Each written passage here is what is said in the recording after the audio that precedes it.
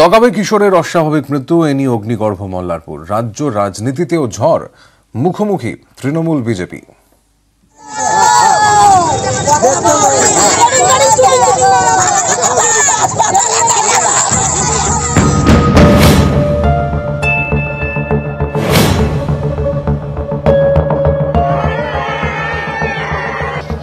অগ্নিগর্ভ বীরভূমের মল্লারপুর।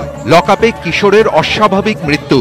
সম্মুখ সমরে তৃণমূল বিজেপির সাপোর্টার বলে তার প্রতি এরকম ব্যবহার করা হয়েছে। এই পুলিশ কিন্তু রাজনৈতিক প্রতিহিংসা করার জন্য তারা টিএমসির পার্টির ক্যাডারের মতো কাজ করছে। ও তো মশা মরলেও সেটা বলছে যে তৃণমূল মেরেছে। শকুনের মতন ঘুরে বেড়াচ্ছে কোথায় মৃতদেহ পাওয়া যায়। তারা বাংলাকে একটা অস্থিরতা তৈরি করবার চেষ্টা করছেন। বিজেপির দাবির উল্টো সুর পরিবারের। মৃত কিশোরের বাবার দাবি তার ছেলে তৃণমূল করত। আমার ছেলে তৃণমূলই করতো। এখন তো ভোটের ছবি হয়নি, তার তৃণমূলের সঙ্গে ঘুরে বেড়াতো। হ্যাঁ, না আমি বিজেপি করি না, আমি কোনো পার্টিতে যাই না, পার্টি করি না। হিরোইন গাঁজা ফাজা খেতে লাগলো, ছেলে কথা শুনতো না, খানি গাঁজা চুরিমারি করতো, সাইকেল খানি চুরিমারি করতো। মৃতের মা বাবার বক্তব্যকে হাতিয়ার করেই বিজেপিকে জবাব দিয়েছেন বীরভূমের তৃণমূল জেলা সভাপতি। মা বাবা যেখানে বলছে আমরা বিজেপি করি না, আমরা তৃণমূল করি, আর ওরা বলছে বিজেপি করি, এই মিথ্যাবাদী দলটা কি বলবো বলুন? দিলীপ ঘোষ আরো মিথ্যাবাদী। পাল্টা বিজেপির দাবি টাকা দিয়ে মৃতের মা বাবার বয়ান বদল করানো হয়েছে।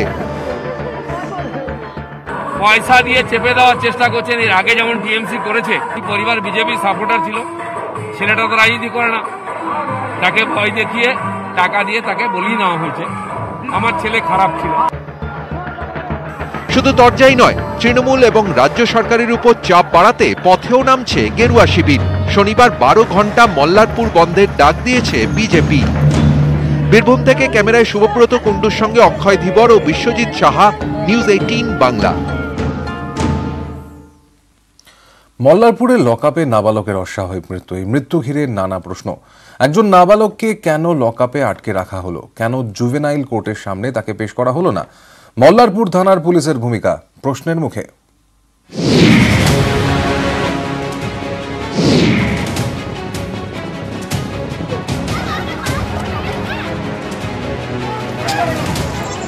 মোবাইল চুরির অভিযোগে নাবালককে আটক। পরিবারের দাবি 3 দিন লকআপে আটকে রাখা হয়, সেখানে বেধড়ক মারধর, তার জেরেই মৃত্যু। বীরভূম জেলা পুলিশ এই অভিযোগ অস্বীকার করলেও বিতর্ক থামছে না। প্রশ্ন উঠছে, নাবালক হওয়া সত্ত্বেও কেন লকআপে আটকে রাখা হলো? কেন জুভেনাইল বোর্ডের সামনে পেশ করা হলো না? মল্লারপুর থানার পুলিশের ভূমিকায় উঠছে প্রশ্ন। নাবালক হোক এবং সাবালক হোক, কারোকে যদি পুলিশ অ্যারেস্ট করেন কোনো অভিযোগের ভিত্তিতে, তাকে কিন্তু 24 ঘন্টার মধ্যে আদালতে প্রোডাকশন করতেই হবে। এবার আদালত ডিসাইড করবেন তাকে পুলিশ কাস্টডি দেবেন বা জুডিশিয়াল কাস্টডি দেবেন। নাবালকের ক্ষেত্রে, পার্টিকুলারলি নাবালকদের ক্ষেত্রে কোনোভাবেই তাদেরকে অ্যারেস্ট করা যায় না, তাদেরকে আটক করা যায় এবং তারপরে জুভেনাইল কোর্টে তাদেরকে প্রোডাকশন করতে হয় এবং সেই জুভেনাইল কোর্ট ডিসাইড করে তাদেরকে হোমে রাখবে কিনা। এক্ষেত্রে যেটা শুনলাম 3 দিন, যা অত্যন্ত দুঃখজনক, 3 দিন তাদেরকে যদি লকআপে রেখে দেওয়া হয় উইদাউট এনি অথরিটি বা উইদাউট এনি ম্যাজিস্ট্রিয়াল অর্ডার, তাহলে কিন্তু সেটা একটা ঘৃণ্য অপরাধ। এই নিয়ে এই আসরে নেমে পড়েছে বিজেপি। বয়স তো 18 বছরের কম, কি করে তাকে কাস্টডিতে রাখবে পুলিশ? ইমিডিয়েট সাসপেনশন স্পিড দরকার। ওখানকার যারা অফিসার আছে তাদেরকে অবিলম্বে গ্রেপ্তার করতে হবে মল্লারপুর পুলিশের। কাউকে তুলে নিয়ে আসার পর আমরা যতটুকু জানি তাকে 24 ঘন্টার মধ্যে কোর্টে প্রডিউস করতে হয়। কোন ক্ষমতা বলে মল্লারপুর থানার ওসি তাকে 3 দিন ধরে থানার মধ্যে রাখলো? আমরা অলরেডি এসপির সঙ্গে কথা হয়েছে, ডিএম এর সঙ্গে কথা হয়েছে এবং ওরা প্রাথমিক রিপোর্ট একটা পাঠিয়েছেন। আমাদের একজন সদস্য ওখানে যাচ্ছেন, দুপুরবেলাতে আমি নিজে যাব ওখানে।